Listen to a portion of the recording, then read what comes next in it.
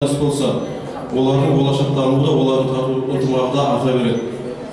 Кейбір мемлекеттер, мысалы үшін шекарамыз жағы мемлекеттермен бар, ол жақтағы адамдармен араласқанмен айтады, бар өндірген тауарымызды шығара алмай, кейде мынау әсіресе Өзбекстан мемлекетінде өздерінің өсірген көкөністері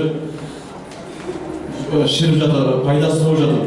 Бұның бәріне интеграция байланыстың жоқтығы, шекараның жабықтығы. Біздің елбасымыз осындай жағдайлар болмас үшін және мемлекет арасындағы достыққа, тәуелсіз мемлекеттер достастығы дегенде ең алғаш тұрған елбасымыз еді.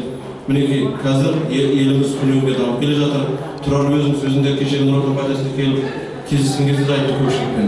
Біздің мемлекеттің жағдайы мен басқа мемлекеттермен салыстырып көрдім. Әлдеқайда жоғары. Әрбір ауылда пойызбен кетіп бара жатсаң, әрбір ауылда біздің балабақша, мектеп жаңарған, салынып жатыр. Ал кейбір басқа мемлекеттер олар әлі енді басталып жатқан дүние екен.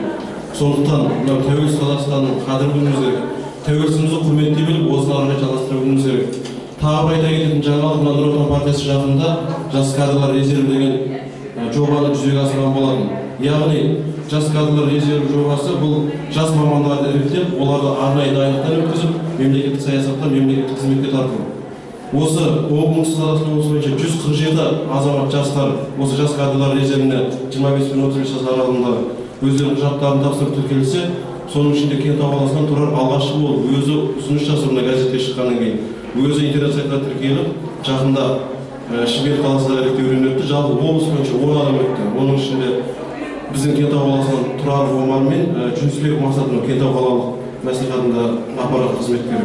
Осы екі азамат жақында 1 тамыздан бастап Ақмола облысында, солтүстік Қазақстан облысында Бурабайда арнайы 2 апталық курстан өтеді. Тегін. Сол жерден арнайы сертификат алып, одан өткеннен кейін, одан жақсы өтсе, мемлекеттік қызметкерлер академиясында президенттің сол жерден арнайы 2 жылдық курстан өтіп, мемлекеттік қызметке тартылған. Бұл да біздің Кентау қаласы үшін мақтаныш, себебі 147 адам республика бойынша қаншама адам тапсырды. Соның ішінде 10 адам ішінде алғашқылар өткен Кентау қаласының тұрғындары, жастарымыз. Тұрар мен Мақсатты құттықтап қоюға рұқсат етіңіздер. Тұрарға біз табыс тілейміз. Мына тәуелсіз Қазақстанның көркеюі үшін және әрбір азамат осындай өзінің елін сүйетін болса, қаласын сүйетін болса, біздің болашағымызда жарқын. Тұрар бұдан да биіктерден көріне берген.